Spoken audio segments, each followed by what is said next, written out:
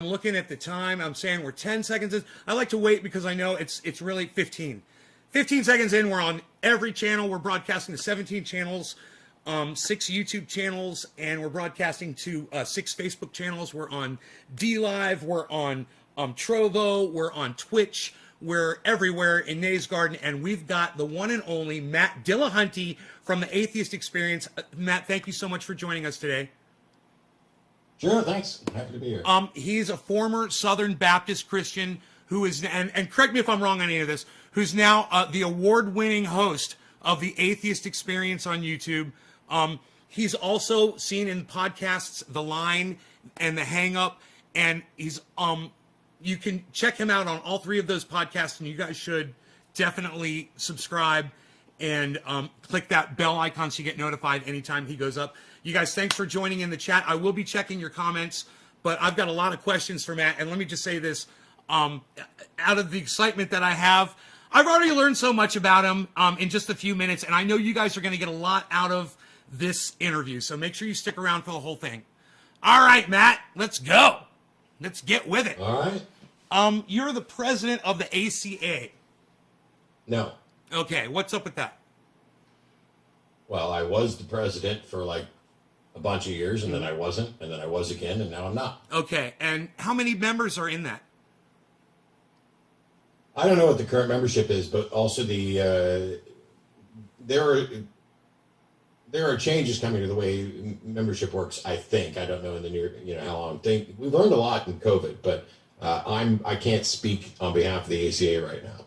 I mean, not in any official capacity. I'm still on the board of directors. I'm just kind of curious how big around a kind of like a general estimate kind of number can you give me? I think like dues paid members was in the 200 to 300. But okay. When we host the show and stuff, there's seating for about 25 or 30 in the building, and usually they'll have that filled up and then another 30, 40 people out in the backyard. Depends. Like if something special, like if Seth came down and did a show, I think we had like 150 people at this teeny tiny little building. Do you have any footage during any of your podcasts of the audience? You ever turn the cameras around? No. Okay. I'm happy to take pictures with them, and there's plenty of pictures up there, but not everybody's out, and you can't just turn a camera on people and then have them on the internet as out atheists forever. Right. So I imagine. Hey, what were you doing at that place? I imagine people who've shown up. Right. So I imagine the community is pretty tight. Everybody. Yeah, I mean it's hard. COVID has screwed everything up. I have no idea. Who's still a member? What's going on? Nobody's seen anybody in a year. I've been locked in my house for 13 months, pretty much. You guys could do Zoom chatting.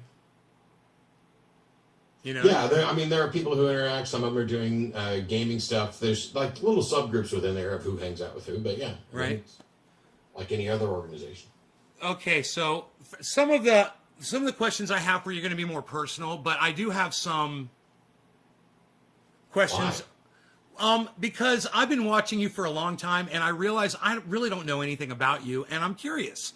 Oh, that's bullshit. And actually, I've stopped doing any interviews so this will be the last one then, because I stopped doing any interviews that ask about me personally, because I'm not important. The only thing that matters is the mission and what we're doing. That's what I said. That's what I said this morning. Whatever you want. Okay, this is the last time, though. Well, I'll answer what I answer. Okay, for some people, believing in the lie of religion that's what I call it. It provides, well-being or comfort to them. Is there a way that you see to remove the lies from religion?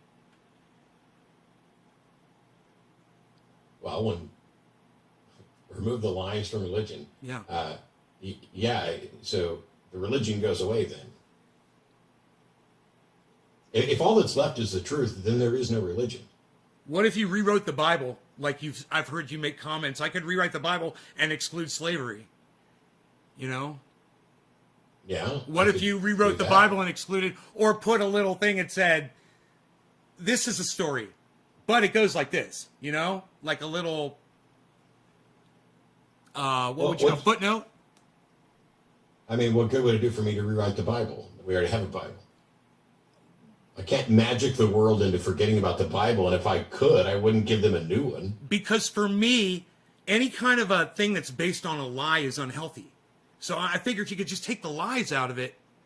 Wouldn't you still have community and gathering and supporting each other and love and all those other things that religion supposedly has? Yes, but those things already exist outside of religion. So there's no package of those that is religion. Religion is tied to a bunch of potentially dogmatic tenets and rules. And Correct. Okay, so I understand exactly what you mean by that. But when you speak to the people that disagree with you, does it hurt you personally to know that they have this belief that is possibly hurting them? How do you feel about it? Yeah, it hurts your feelings. Well, it's the whole reason I do what I do is to prevent people from hopefully being mired in that forever. Exactly. I was in it for a long time, and now I'm out. Exactly, because you generally have a love for people, and I've noticed that about you. You're tough on callers, and you don't put up with ignorance, and you'll hang up on people, or you'll even curse at them, and I have no problem with that whatsoever. I've watched you. I went back and I watched some of your old videos, and I noticed that you really hadn't evolved too much. You watched some of your very first videos on YouTube, and it's basically like just tuning into a recent one. You're the same guy. You haven't really evolved since YouTube. That's like 11 years. I've gone through this huge evolution, and I don't think the same thing has happened for you because you were who you were when you started, and I wasn't. I was this guy that just maybe had an opinion, and I evolved into this monster. But you have not changed, and it hasn't affected you, and I've noticed that. But what, through your podcasting years in the last 11 years, what do you feel has changed you that maybe I wouldn't notice? I don't even know that I would agree about not changing. There's a number of different things that I've changed, but that's what I want to know. I don't know what you I don't know what you would or wouldn't have noticed. I was watching the way you handle people on the phone. Well, I mean, there have been entire shows where there was no yelling and nothing above an even tone. So what I've done over the past 16 years that I've hosted the show is tried different ways to address this same topic over and over again and try to figure out which ones are effective. And so there are some arguments that I don't make and wouldn't make. And the ones, that made it through and stuck. I mean, it's like, who knows? If I haven't gotten any better at this over 16 years, I guess I should quit. I would say that you were at your best when you started, and you've retained it. I'm not trying to say anything otherwise.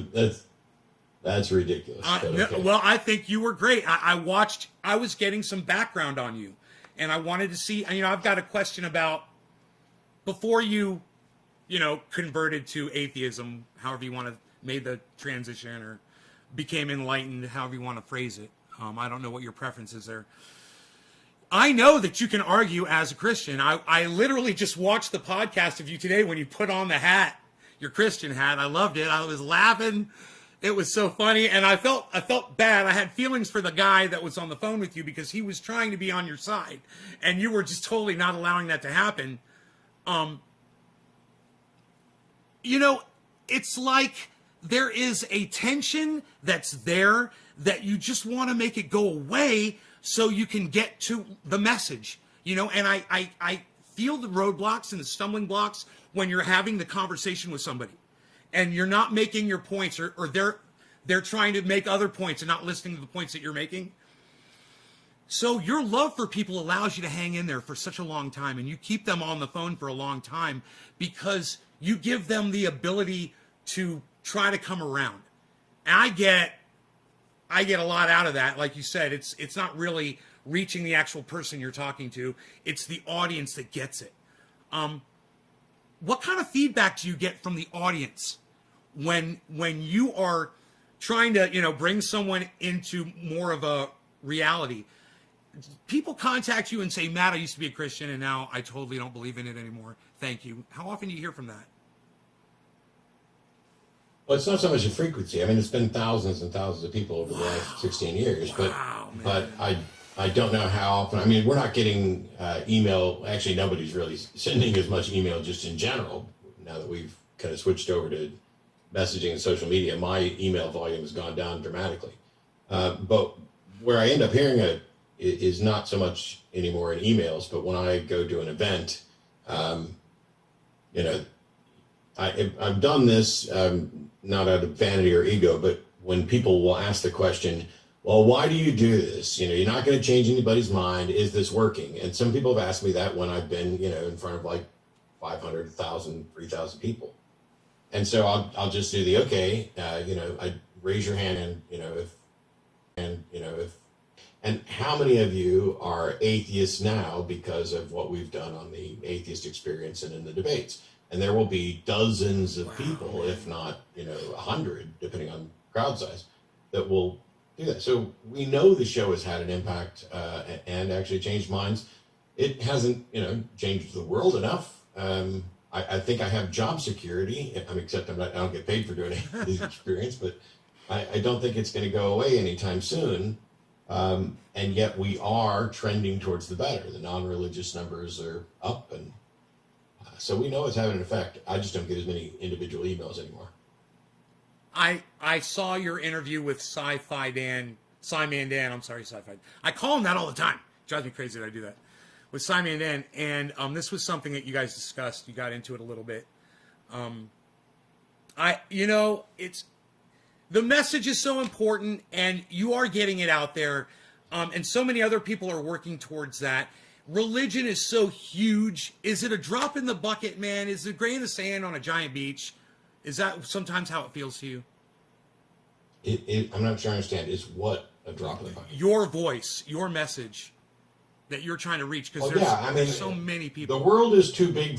The world is too big for me to change it on my own. On the other hand, if we keep putting up tons and tons of video and other people are spreading and sharing them, I mean, there's videos out there of me that have millions of views, and that's cool. I think that the discussion I had with Jordan Peterson is like almost at 2 million views just for that. I mean, that's for the whole thing, not all the little clips surrounding it. Right. So, yeah, it's a drop in the bucket. But the thing is, if nobody puts a drop in that bucket's going to evaporate. It's so true. You make a very good point there. And that's the way I feel about this show, too, is I know I don't have a lot of viewers at all, ever, but I'm still doing it. And I'm passionate about my message. And I know you're passionate about yours. And it must be wonderful to have that kind of a platform.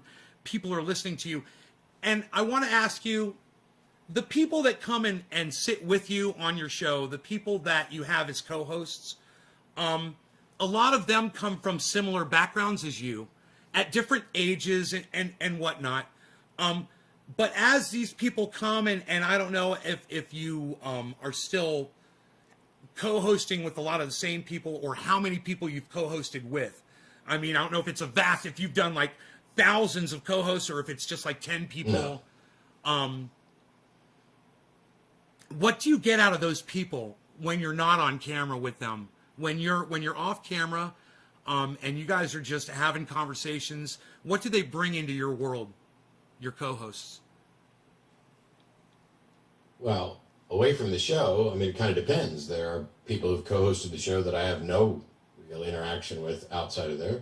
And then there are, you know, the regular co-hosts that are on weekly. Like currently it's Jim, Jenna, and Shannon. Yes, they're great. And Jim and I are friends who have similar interests, both in the philosophy side stuff. We like playing games. He and I will sit around and play Crocodile. What's Crocodile? What's that?